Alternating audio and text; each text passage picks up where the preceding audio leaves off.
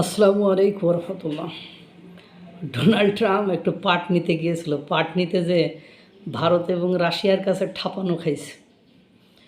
আরে ভাই, রাশিয়া কারে তেল দিব না দিব, কত ব্যারেল দিব না দিব, এইটা কি ভারতের ভাই ডোনাল্ড ট্রাম্পের অনুমতি নিয়ে দিব নাকি? তাহলে তো এতদিন ইউক্রেনের যুদ্ধ বন্ধ হয়ে যাইতো। বন্ধ হয়ে যাইতো না? যে রাশিয়া যদি ডোনাল্ড ট্রাম্পের অনুমতি নিয়ে তেল বিক্রি করবে কি না করবে, আর ভারত যদি ডোনাল্ড ট্রাম্পের কথা শুনেই রাশিয়া থেকে তেল কিনবে, তাহলে তো আর ভারতের শুল্ক খাইতে হইতো না। শুল্ক এত বেশি তাদের উপর আরোপ করতে হতো না, এত টানাপোড়েনের ভেতর দিয়ে যাইতে হতো না, এত ভর্তুকি দিতে হতো না।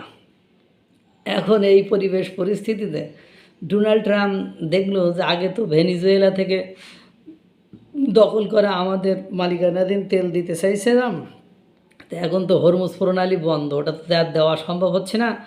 আর মধ্যপ্রাচ্যের যে দেশগুলো রয়েছে, সৌদি, সংযুক্ত আরব আমিরাত যারা আছে, এদের কাছ থেকেও ভারত তেল কিনতে পারছে না। তাহলে এই মুহূর্তে এমনিতে রাশিয়া থেকে কখনোই ওরা তেল কেনা বন্ধ করবে না, এটা স্বাভাবিক।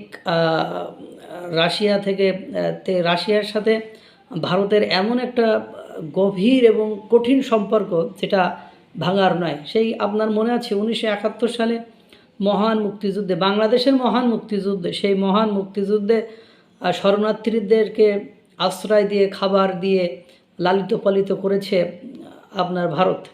সেই সময় চীন, যারা বর্তমান সময়ে বাংলাদেশের বন্ধু, অন্তর্বর্তীকালীন সরকারে ছিল ঘনিষ্ঠ বন্ধু, আমেরিকা বাংলাদেশ সরকারের অন্তরঙ্গ ঘনিষ্ঠ বন্ধু, পাকিস্তান যে বাংলাদেশের বিরোধিতা করেছে যাতে বাংলাদেশের জন্ম না হয়, তাদের তাদের এই আমাদের বিরোধী, মানে বাংলাদেশ বিরোধী, মানে ভারত বিরোধী। কারণ ভারত তো বাংলাদেশের হয়ে যুদ্ধ করেছে।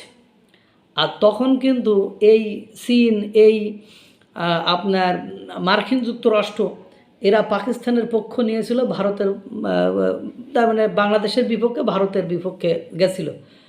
তখন কিন্তু রাশিয়াই আপনার ভারতের পক্ষে ছিল, ভারতের স্বীকৃত বন্ধু।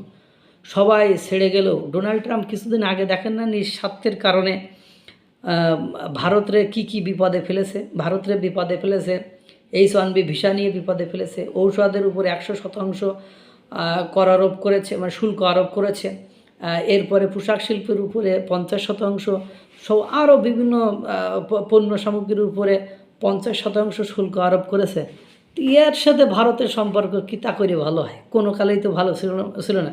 এবং বিশ্বের সবচেয়ে বড় গণতান্ত্রিক দেশের নেতা ভারতের প্রধানমন্ত্রী নরেন্দ্র মোদীকে যেখানে দুনিয়ার সকল রাষ্ট্রনায়করা সম্মান করে, ভালোবাসে, তার সাথে সম্পর্ক করতে চায়, ভারতের সাথে সম্পর্ক করতে চায়, আর উনি ডোনাল্ড ট্রাম্প বিভিন্ন দেশে যে বিভিন্ন অনুষ্ঠানে যে ভারতের অর্থনীতি বাজে অর্থনীতি, তাদের অর্থনীতি বলে কিছু নেই, হ্যাঁ, তাদের অর্থনৈতিক মেরুদণ্ড নেই, তারা পচা অর্থনীতি, এইসব বলে বলে বেরিয়েছে।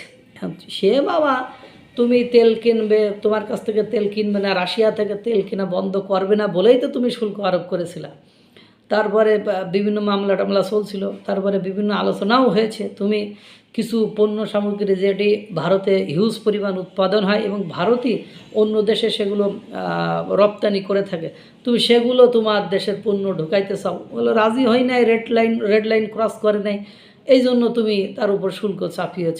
তখনও তো ভারতের রাশিয়ার সাথে সম্পর্ক খারাপ ছিল না। রাশিয়ার সরকার বলেছে যে আমরা ভারতকে কত ব্যারেল তেল দেব না দেব, কতটুকু দেব না দেব, এটা আমাদের ব্যক্তিগত বিষয়, এটা নিয়ে ওর এত মাথা ব্যথা কেন, ওদের এত মাথা ব্যথা কেন?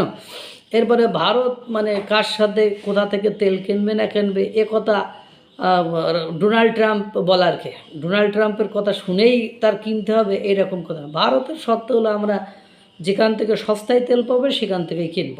তো ভারতকে যে পরিমাণ সস্তায় তেল মানে রাশিয়া দিয়ে রাখছে, সেটি আমেরিকার পক্ষে এওকালে কেন পরকালেও দেওয়া সম্ভব নয়। আর আমেরিকার সাথে সম্পর্ক খারাপ করতে প্রস্তুত ভারত, কিন্তু রাশিয়ার সাথে সম্পর্ক খারাপ করবে না, কারণ স্বীকৃত প্রমাণিত বন্ধু হলো রাশিয়া।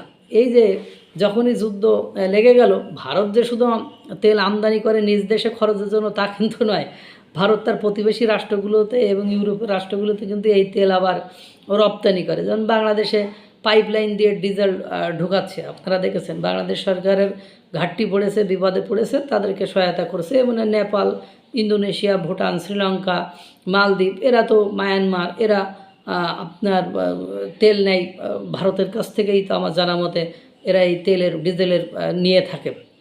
এখন কথা হলো যে তারা সস্তায় পাবে, সেটা রিফাইন করবে, করে অন্য দেশে বিক্রি করবে। এই যে ইরান ইসরায়েল যুদ্ধ শুরু হওয়ার সাথে সাথে 50 লক্ষ ব্যারেল তেল কিন্তু রাশিয়া ভারতকে পাঠিয়েছে। এই বন্ধুকে ছেড়ে এই বন্ধুর কাছ থেকে তেল কিনবে, তাও আবার আমেরিকার অনুমতিতে। হাস্যকর, পুরোই ডোনাল্ড ট্রাম্প হাস্যকর কথাবার্তা বলেন। আল্লাহ তাআলা সকলকে ভালো রাখুক, সুস্থ রাখুক। আসসালামু আলাইকুম ওয়া রাহমাতুল্লাহ।